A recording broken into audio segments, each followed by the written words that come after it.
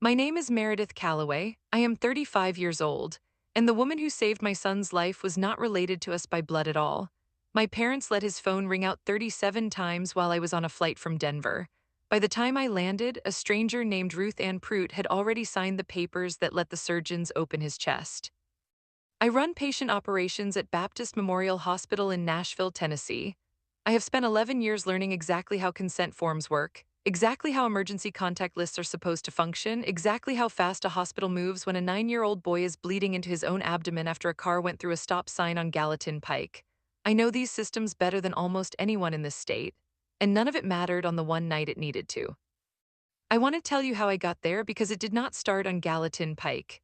It started 9 years earlier in a hospital not unlike the one I work in now, on the day my son was born and my mother asked the nurse if there was a private room available for herself, since she assumed she would be staying the week.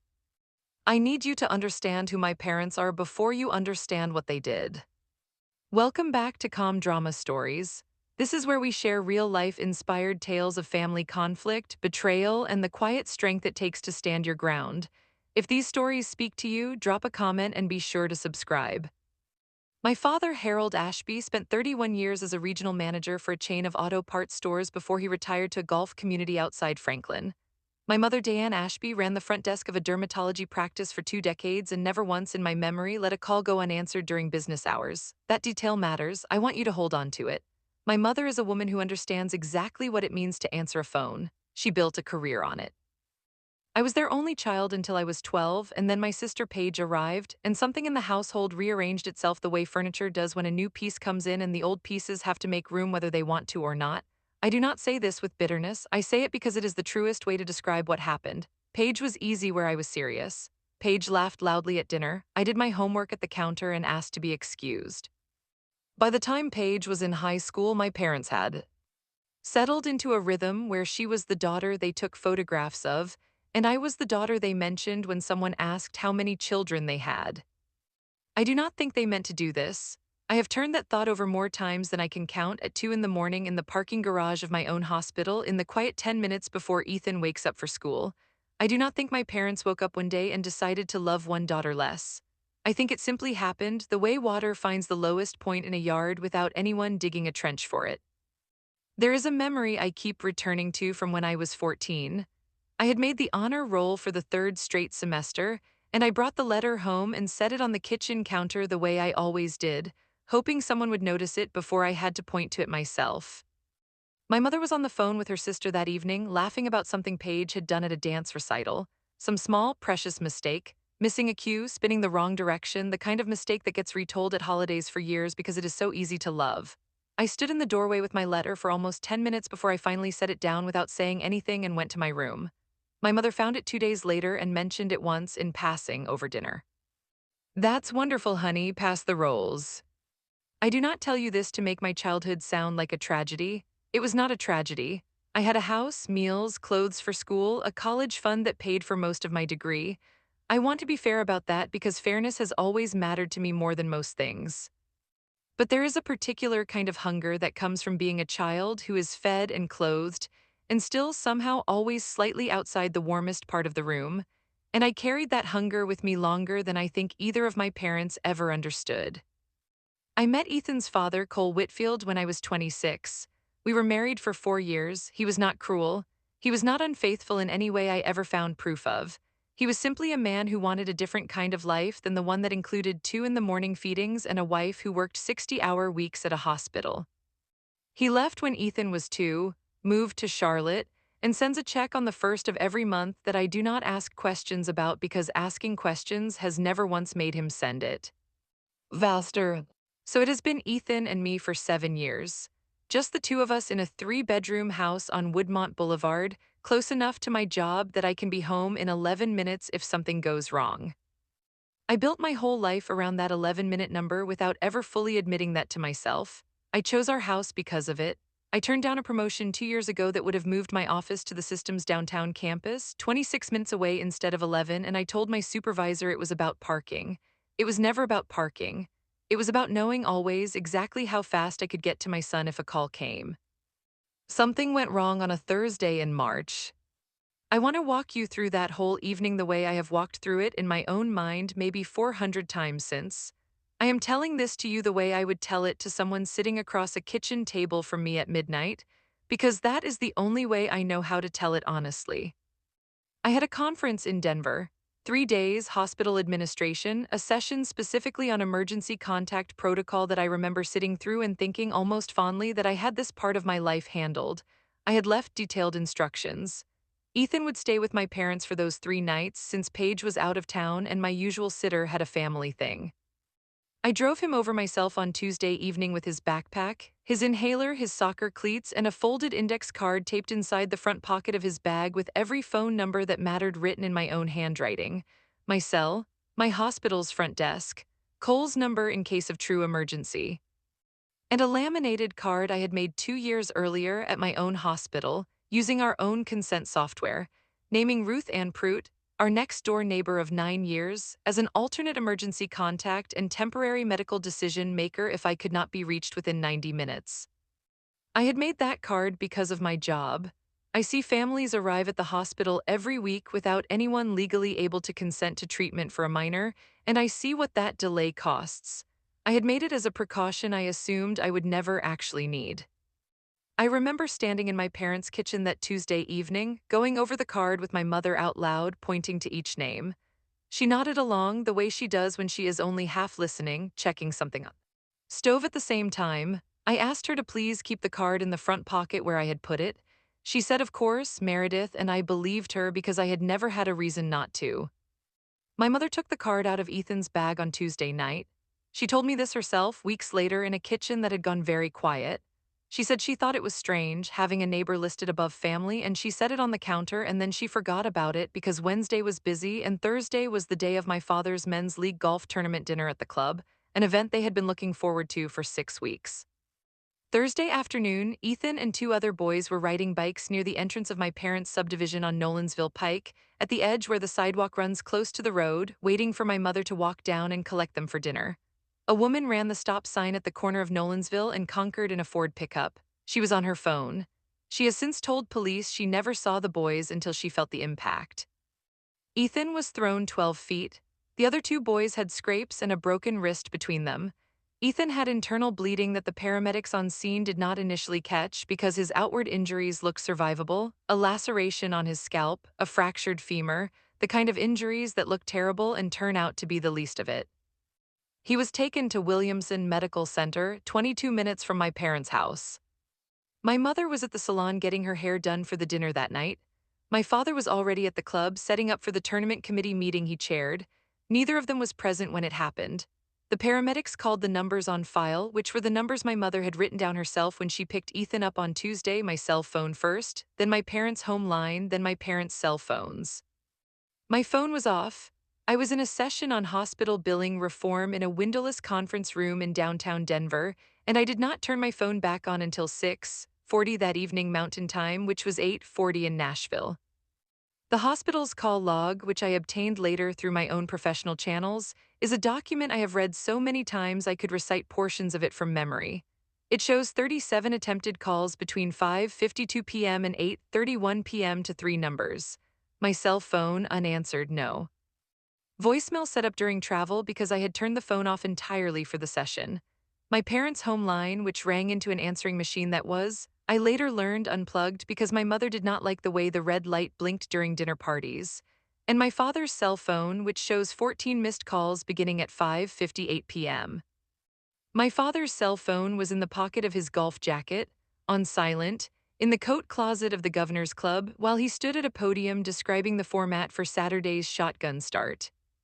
I need you to sit with that detail the way I have had to sit with it. 14 calls from a hospital about a 9-year-old boy while his grandfather explained tea time logistics to a room of men in polo shirts. At 8:14 p.m., a woman at the front desk of the emergency department, a woman I have never met and think about often, made a decision that is not typically part of her job. Ruth Ann Prout had arrived at the hospital because one of the other boys involved in the accident, a child named Deacon, was her grandson, and she had rushed there the moment his mother called her. While she sat in the waiting room, she recognized Ethan's name on a whiteboard update the nurses were discussing near the desk. because she had watched him grow up next door to her for years, had kept a key to our house for emergencies, had signed exactly the kind of card my mother had taken out of his backpack 2 nights earlier. She told the charge nurse she was listed as his emergency contact. The nurse, a woman named Deb Ostrander, pulled his file, found the laminated card scanned into his chart from 2 years earlier during a routine pediatric visit where I had asked our own pediatrician's office to keep it on record, and confirmed that Ruth and Prut did, in fact, have documented standing to consent on my behalf if I could not be reached within 90 minutes, and no parent or legal guardian had responded. 90 minutes had passed, 37 calls had gone unanswered. Ruth Ann signed the consent for emergency exploratory surgery at 8:22 p.m. Ethan was in the operating room by 8:40, the same minute I finally turned my phone back on 1100 miles away and saw 9 missed calls and a text from the hospital's family liaison asking me to call back immediately regarding my son. I do not remember booking the flight. I remember standing in the Denver airport with my hand pressed flat against a pillar near gate B44, and I remember a stranger asking if I was all right, and I remember saying I was fine in a voice that did not sound like mine. The flight itself is mostly gone from my memory. I know I sat in seat 14C. I know the woman next to me offered me a tissue somewhere over Kansas without either of us saying a word about why. I remember staring at the seat back in front of me and running the math over and over: 90 minutes, 37 calls, 2 hours, and 37 minutes since impact, the kind of numbers a person in my line of work is not supposed to have to apply to her own child. I landed in Nashville at 1:10 in the morning. I drove straight to Williamson Medical Center. I found Ruth Ann Prut still sitting in the surgical waiting room in her housecoat because she had not gone home to change, because she had told the nurses she would stay until someone who loved that boy walked through the door. My parents were not there. I am going to tell you what happened at the club before I tell you what happened when I found my parents, because I think the order matters. I think you need to understand what they were doing with their evening while their grandson was on a table having his spleen removed. The tournament dinner ran until nearly 10. My father gave a short toast about the season ahead. My mother sat 2 tables from the podium in a green dress she had bought for the occasion and complimented the chicken. Neither of them checked their phones during dinner, which my mother later described to me without apparent irony as good manners. At 9:50, as the dinner was wrapping up, my mother's phone, which had been in her purse under the table the entire evening, buzzed with a text from Paige, who had heard about the accident secondhand from a neighbor's group chat and was trying to reach anyone in the family. That is how my parents learned their grandson had been in surgery for over an hour, not from the hospital, not from the 37 calls sitting in their call logs. From a text message forwarded through a chain of neighbors 3 towns away. They arrived at Williamson Medical Center at 10:35 p.m. I arrived at 1:10 a.m. Ruth Ann Prut was there the entire time in between and for the 4 hours before that, and she is the reason my son is alive, because a delay past a certain window with that kind of internal bleeding is not a delay you recover from with an apology. Afterward, I sat down across from Ruth Ann in the waiting room that night, and I did not have the words for what I wanted to say to her, so I just took her hand, and she patted the back of mine the way you would calm a spooked animal, and she said, "He's a good boy. I wasn't about to let him lie there." That sentence has lived in my chest since that night, in the exact spot where I used to feel something else when I thought about my mother. I want to describe the room itself because I think the smallest details are the ones that stay. The surgical waiting room at Williamson has 11 chairs bolted to the floor in rows of 3, a television mounted in the corner playing a home renovation show with the sound off, and a coffee station with powdered creamer that Ruth Ann told me, almost apologetically, she had used 4 packets of over the course of the night because the room was cold and her hands would not stop shaking. There was a box of tissues on the side table, half empty. I noticed all of this before I noticed the surgeon walking toward us in blue scrubs, because noticing small things has always been the way I keep myself from falling apart in front of people. Dr. Priya Nasser found us at 1:35 that morning. She told me the surgery had gone well, that they had removed Ethan's ruptured spleen, repaired a laceration on his liver, and that he would need to stay in the pediatric ICU for observation for at least 48 hours. She told me, in the careful voice doctors use when they want you to understand the weight of something without frightening you further, that we had got him there in time, but barely, and that another half-hour of delay could have changed everything. I asked her to repeat that last part. I needed to hear it twice. The way you sometimes need to hear a diagnosis twice before it becomes real instead of just words arranged in a sentence. She repeated it, "Another half hour, Mrs. Calloway. You should be very grateful to whoever made that call when they did." I looked at Ruth Ann Prout sitting in her housecoat with powdered creamer stains on the cuff of her sleeve, and I understood in that moment, more clearly than I had ever understood anything, exactly who had and had not shown up for my son. Let me take you back to my parents' house on the Saturday after Ethan came home from the hospital, because I want you to understand what happened when I finally asked them, plainly, why. They had not answered the phones. We sat in their kitchen. My mother had made coffee, the kind of gesture she makes when she wants a conversation to feel smaller than it is. My father stood near the sink with his arms crossed, the way he stands when he has already decided he is not going to apologize for something. I asked my mother why the answering machine was unplugged. She set her coffee cup down on the counter. It made a small, precise sound. "Meredith, I don't like that blinking light during a dinner party." I asked my father why his phone was on silent, in his coat in a closet for 2.5 hours. He said I was running a tournament committee meeting. "You don't answer your phone during a meeting either, do you?" I told him this was not a meeting, this was his grandson. He said, and I want to be exact about the words, because I have thought about them enough times to get them right, "We didn't know that at the time, Meredith. We're not mind readers." I asked why when Paige's text came through at 9:50 they finished dessert before leaving. My mother's hand went to the small gold cross she wears at her collarbone, a habit of hers when she is uncomfortable. She said, "It was already happening, Meredith. There was nothing we could have done faster by leaving mid-course."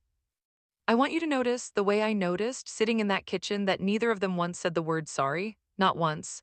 Not in that conversation and not in any conversation since. They explained, they justified.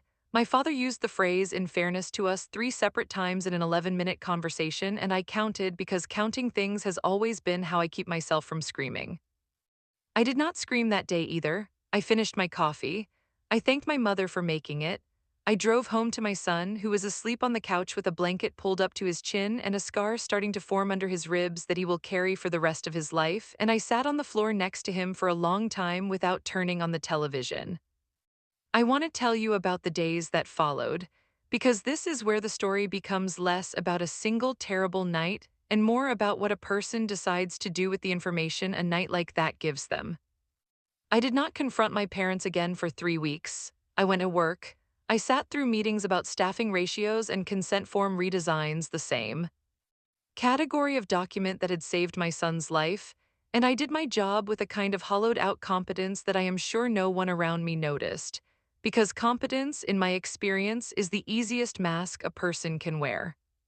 At home, I started noticing things I had never let myself notice before, because I had never had a reason to look for them.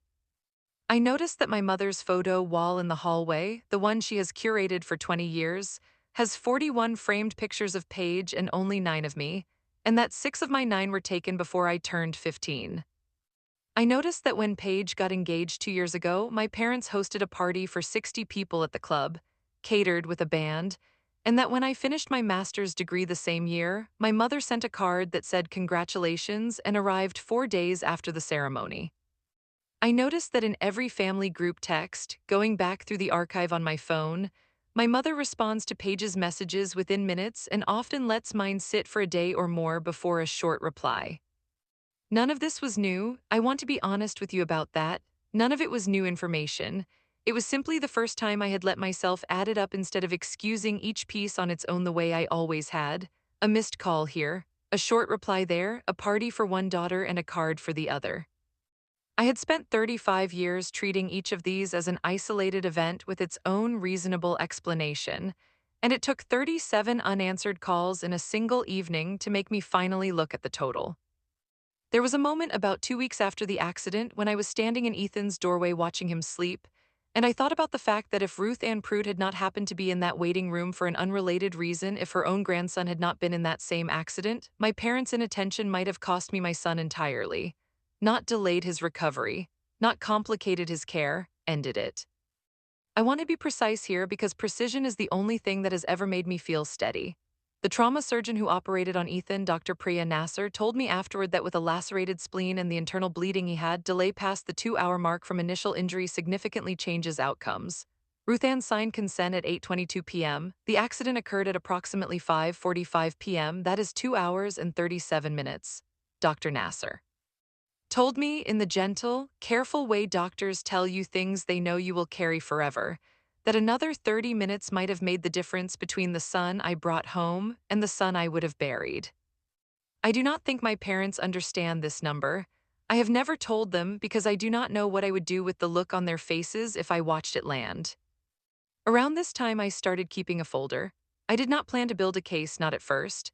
I am a person who processes information by organizing it, and I began printing out the hospital's call log, the consent form Ruth Ann had signed, the timeline of the surgery, a copy of the laminated card with my handwriting on it, because I needed to hold the facts in my hands and look at them until they stopped shaking.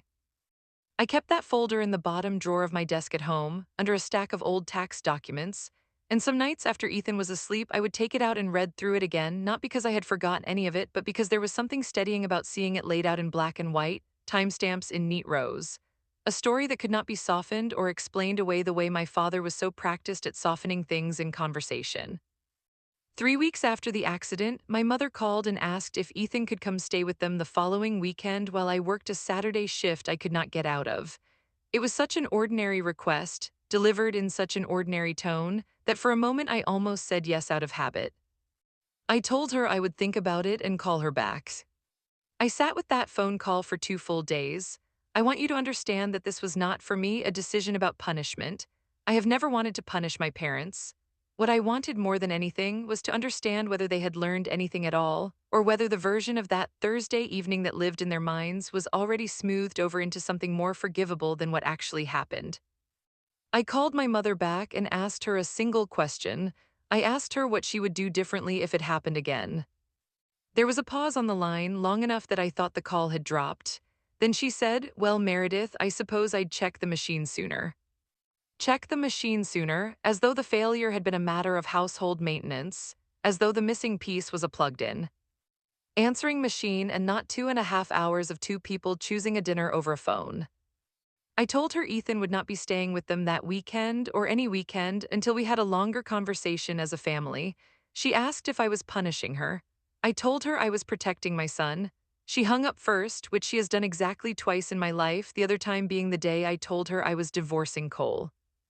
I want to tell you about my sister Paige for a moment because she is part of this story too, even though she was hundreds of miles away the night it happened. Paige called me the morning after, crying, asking why no one had called her directly, why she had only heard through a neighbor's group chat. I told her the truth. She was not on the emergency contact list because she lives 90 minutes away in Chattanooga and could not have reached the hospital in time to matter. I told her it was never about trust. It was about geography and a stopwatch. Paige came to Nashville the following weekend and sat with me in Ethan's hospital room for 6 hours straight, holding his hand while he slept, and she cried again when she saw the tube still taped to his arm. She has not, in all the months since, once made an excuse for our parents. When I told her about the unplugged answering machine, she went very still and said quietly, "That's not an accident, Meredith, that's a habit." I have thought about that sentence often. My sister, who has always had an easier relationship with our parents than I have, was the one who named the pattern out loud before I fully allowed myself to. I want to tell you about the second time I sat down with my parents, because it is different from the first, and because it is the part of this story I think about the most. I asked them to come to my house instead of meeting at theirs. I wanted, I think, to have this conversation on ground where I was not a guest. I made coffee myself this time. I sat Ethan's laminated emergency card on the table between us before either of them had taken their coats off, and I watched my mother's eyes find it and then look away. I told them I had requested the hospital's full call log through my professional access, the same kind of document I pull for other families every week of my working life. I told them it showed 37 attempted calls. I told them it showed the exact minute Ruth Ann Prout signed consent and the exact minute they surgery began and the exact minute they walked through the hospital doors, 4 hours and 45 minutes after the accident occurred. My father's jaw tightened. He said, "You went and pulled records on your own parents." I told him I had pulled records on the worst night of my life and that it happened to involve them. My mother was quiet for a long moment, turning her coffee cup slowly on the table, not drinking it. Then she said something I did not expect. She said, "We love that boy, Meredith, you have to know that." I told her I did know that. I have never doubted that my parents love Ethan in whatever way they understand love, in whatever way they understood loving me for 35 years before him. I told her love was not the question. The question was what they had done on the one evening it mattered more than any other evening of their lives, and what they were prepared to do differently, and whether they were capable of saying the word I had been waiting to hear since that Thursday in March. My father said, "We're not going to sit here and be treated like criminals over a phone that was on silent." I told him nobody had called him a criminal. I told him I had called him unavailable at the exact moment his grandson needed someone to be available, and that unavailable was a choice, made twice, first by unplugging a machine and second by leaving a phone in a coat pocket during a season that was not, in fact, an emergency, whatever a golf tournament felt like to him at the time. My mother started crying then, not loudly, the careful, contained crying of a woman who has spent her life believing that composure is a form of dignity. She said, "I didn't think it could be that serious. I thought if it was truly that serious, someone would have come to the club and gotten us." I sat with that sentence for a long moment before I answered her, because I think it was, in its own way, the most honest thing either of them said to me across two conversations. My mother had built an entire evening's worth of decisions on the assumption that true emergencies announce themselves loudly enough to interrupt anything, and that if no one came in person, it could not have been urgent. She had not considered that the hospital's version of coming to get you is a phone call, made 37 times, to numbers she herself had written down 2 nights earlier. I told her that the machine was unplugged because of a blinking light at a dinner party, and the phone was on silent because of a committee meeting, and that both of those were small, ordinary choices that had nothing to do with whether an emergency was loud enough to notice. I told her that was the entire problem. Emergencies do not announce themselves. They call 37 times and hope someone picks up. My father did not apologize that day. My mother said quietly that she was sorry it had happened the way it happened, which is a sentence with the shape of an apology and none of its weight because it apologizes for an event rather than for a choice. There is a silence that happened near the end of that conversation that I have not told anyone about until now. My father stood up from the table, walked to the window, and stood there with his back to us for almost a full minute. I did not fill that silence. I have learned in my line of work that silence often says more than the next thing a person is tempted to say to break it. I sat there and thought, watching the set of his shoulders, he is not going to turn around and say it. He is going to let this settle into the kind of thing we simply do not discuss again, and that is exactly what happened. He turned around, asked if there was more coffee, and the conversation in his mind was over. I want to tell you what changed after that because I think it matters more than the conversation itself. I removed my parents as backup emergency contacts on every form connected to my son, at his school, at his pediatrician's office, on the form I keep laminated in his backpack. I added Ruth Ann Prout as the primary alternate, above even my sister Paige, who I love but who lives 90 minutes away and would not have made it in time either. I did not cut my parents off entirely. I want to be honest about that because I think it would be a simpler story if I had, and this is not a simple story. Ethan still sees his grandparents. He still goes to their house for Sunday dinners some weeks. But I no longer leave him there unsupervised for stretches of time, and I no longer assume, the way I did for 35 years, that my parents' attention is a given rather than something they have to choose to give over and over in ways both large and unbearably small. There was a legal piece to this too, and I want to walk you through it because it is the part of the story that gave me something closer to peace than the conversations ever did.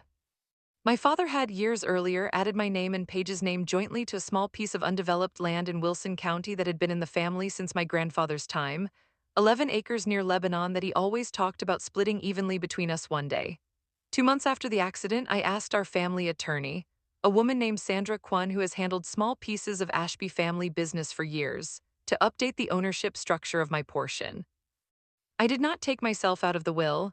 I did something smaller and I think more precise. I designated Ruth Ann Prout as the contingent trustee over Ethan's eventual share of that land, should anything happen to me before he turns 25 instead of my parents, who had been listed in that role since Ethan was born. I sat in Sandra's office on a Tuesday afternoon, the framed diplomas on her wall slightly crooked the way they always are, and I signed each page slowly while she watched me over the top of her reading glasses. She asked me once gently if I was certain about this, if I wanted to sleep on it another week before finalizing. I told her I had already slept on it for 2 months, one restless night at a time, and that I was as certain as I had ever been about anything. I told my parents about this change myself in person because I did not want them finding out from a document. My father asked why I would put a neighbor above his own daughter and son-in-law's trust. I told him it was not about Paige, whom I trust completely and who has never once let a phone ring unanswered when it mattered. It was about the specific 2.5 hours on a Thursday in March when the people closest to my son on paper were the furthest from him in practice, and a woman who happened to be sitting in the right waiting room at the right time was the one who acted like family when it counted. My mother asked if this was permanent. I told her that depended on her in a way, though not in the way she wanted to hear. I told her I was not interested in a permanent punishment. I was interested in permanent honesty. If she wanted her role restored one day, she would need to be a person I trusted to answer the phone, not a person who explained afterward why the silence had made sense at the time. I want to tell you about the last conversation I had with my mother before I finished putting this story together in my own mind because I think it is the piece that let me finally exhale. It was a Sunday about 4 months after the accident. Ethan was at their house for dinner, and I came to pick him up early because of a work call. My mother met me at the door instead of letting me come in, which was new, and she stood there for a moment before she spoke. She said I plugged the machine back in. It was such a small sentence. I almost missed the weight of it. But I understood standing on that porch that this was the closest thing to an apology I was going to get, and that for my mother, a woman who has spent her whole life avoiding the word sorry the way some people avoid stepping on cracks in a sidewalk, plugging in an answering machine and telling me about it unprompted was the largest gesture she knew how to make. I told her thank you, I meant it. I picked up Ethan.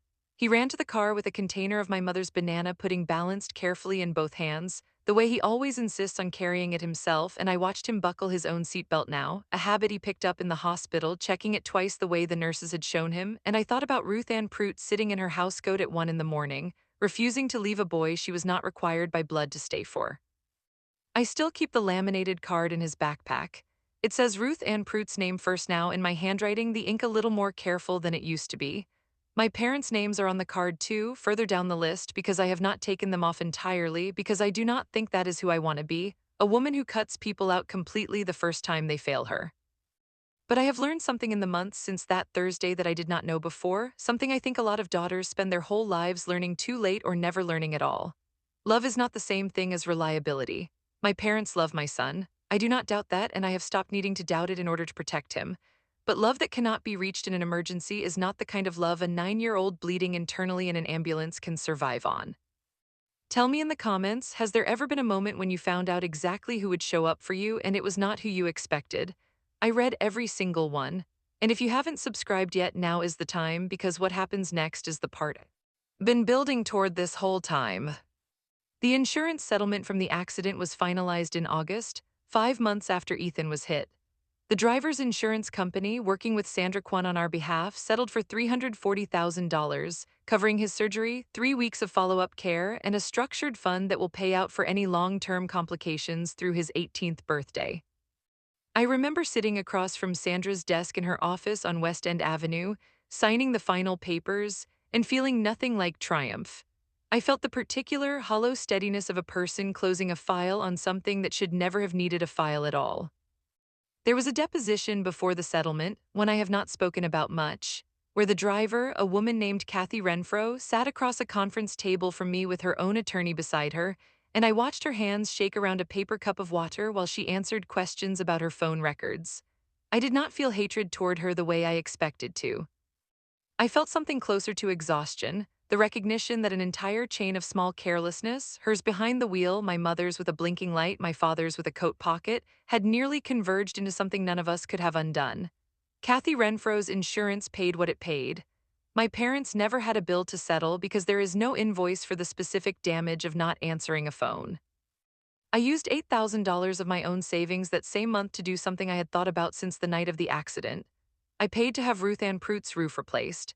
She had mentioned once, months before any of this happened, in the offhand way neighbors mention things over a fence, that she had a leak in her back bedroom she kept meaning to get looked at and kept putting off because retirement on a fixed income does not leave much room for $4,000 repairs. I hired the contractor myself, scheduled it while she was at her sister's for a week, and told her when she came home that it was done and that it was not a gift, it was a debt and debts get paid. She cried on her porch when she saw it.